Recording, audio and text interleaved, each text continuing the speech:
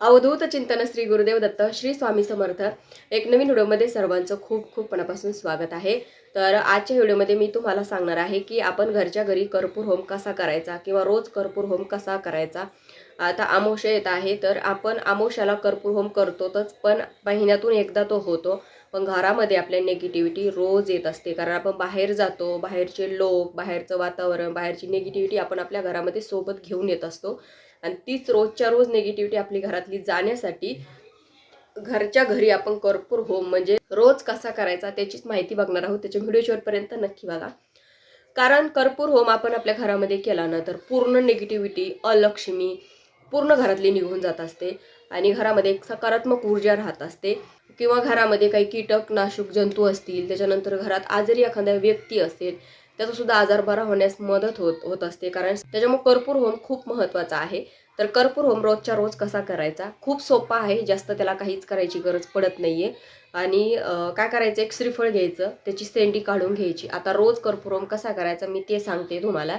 आणि तुम्हाला अमावस्याच्या दिवशी फक्त महिन्यातून एकदा जर करायचा असेल तर तुम्ही काय करायचं, श्रीफळ पण घेऊ शकता. पण एकाच दिवशी आपल्याला कर्पूर होम करायचा आणि एका दिवसासाठी श्रीफळ घ्यायला आपल्याला काही परवडत नाही. आणि ते श्रीफळ आपल्याला यूज करायला पण चालत नाही. त्याच्यामुळं तुम्ही अमावस्याच्या दिवशी तुम्हाला जर करायचं असेल, कारण आता उद्या अमावस्या आहे, तर काय करायचं, एक वाटी घेऊ शकता, एखादी पंती मातीची घेऊ शकता. त्याच्यामध्ये भीमसेनीच कापूर टाकायचा, कारण आपण तो उपाय करत आहोत. कारण आपल्या घरातली निगेटिव्हिटी ती जाण्यासाठी भीमसेनी कापराचा खूप जास्त महत्त्व आहे. तर भीमसेनीच कापूर घ्या. भीमसेनी कापूर घ्यायचा. त्याच्यानंतर त्याच्यामध्ये 2 लवंगा टाकायच्या, 2 इलायची टाकायची, थोडीशी पांढरी मोहरी टाकायची. आणि तो जो कापूर आहे ना तो लावून त्याचा धूर पूर्ण घरामध्ये करायचा. म्हणजे कानाकोपऱ्यात त्याचा धूर करायचा. आता की तुमचं घर किती मोठं आहे त्या हिशोबाने तुम्ही त्याच्यात कापूर टाकायचा आणि पूर्ण घरात त्याचा धूर करायचा.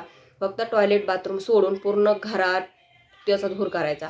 त्याच्यानंतर आपण ती काही वाटी जी आहे ती एका जागेवर ठेवून द्यायची. याने पूर्ण निगेटिव्हिटी घरातली निघून जाते. फक्त अमावस्याच्या दिवशी हा उपाय तुम्हाला करू शकता, तुम्हाला जर रोज नसेल होत तर. आणि रोज जर करायचा असेल तर मी तर म्हणते रोज करा, कारण त्याला जास्त वेळ लागत नाहीये. आणि तुम्हाला काय करायचं आहे, एक श्रीफळ घ्यायचं आणि ते श्रीफळ आपण रोज करणार आहोत म्हणून ते तुम्हाला जोपर्यंत ते श्रीफळ सुकत नाही, त्यातलं पाणी सुकत नाही किंवा त्याला तडा वगैरे जात नाही, तोपर्यंत ते तुम्ही यूज करू शकता. आणि जेव्हा ते सुकलं, तडा वगैरे गेला, तर ते मग विसर्जन करून परत तुम्ही नवीन घेऊ शकता. तर काय करायचं आहे, त्याची शेंडी पूर्ण काढायची, एकच शेंडी त्याला ठेवायची. आपण देवाला नारळ फोडताना कसं त्याला सोलून पूर्ण काढतो तसं करायचं. आणि त्यावेळेस त्याचं शेंडी देवाकडे करायची. म्हणजे आपल्या घरातली निगेटिव्हिटी वगैरे सर्व जाण्यासाठी जर तुम्ही करत असाल तर ती शेंडी देवाकडे करायची.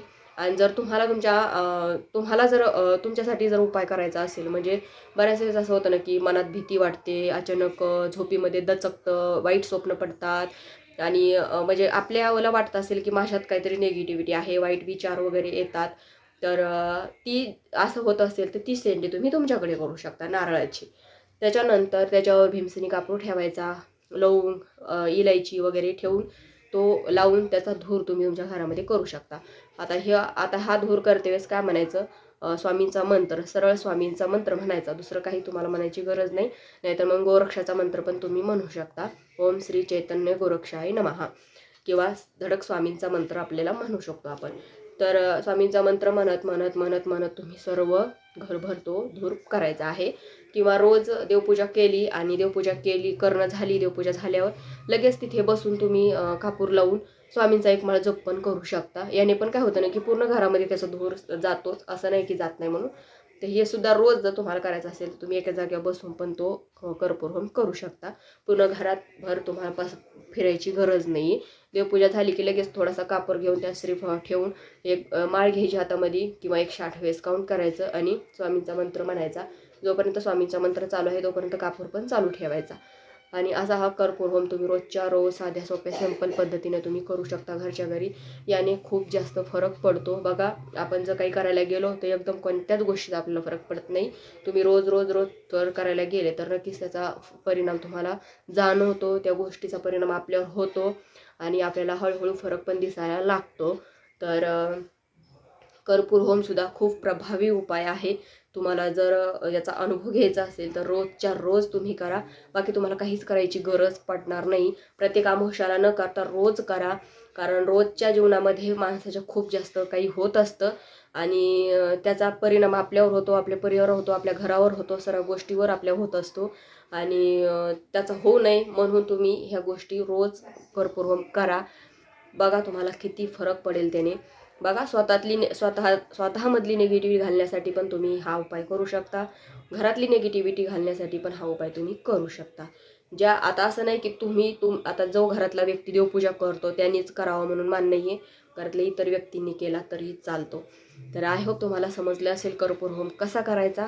तर आजच्या व्हिडिओमध्ये इतकंच. व्हिडिओ आवडल्यास लाईक करा, शेअर करा, चॅनलला सबस्क्राईब करायला विसरू नका. झालेली सेवा श्री स्वामी समर्थ महाराजांच्या चरणी, परमपूज्य गुरु माऊलींच्या चरणी रुजू करते. श्री स्वामी समर्थ.